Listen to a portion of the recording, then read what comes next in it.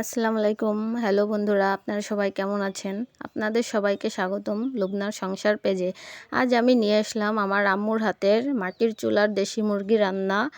এখানে আম্মু প্রথমে সয়াবিন তেল নিয়েছে, তার ভিতর পেঁয়াজগুলি সুন্দর মতো ভেজে নিয়েছে।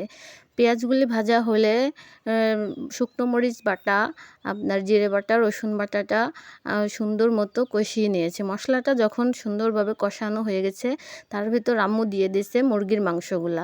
মাংসর ভিতর দিছে লবণ হলুদ দিয়ে আবারও 15-20 মিনিটের মতো কষিয়ে নিল। কষিয়ে নেওয়ার পরে আম্মু এখানে আলুগুলা দিয়ে দিল।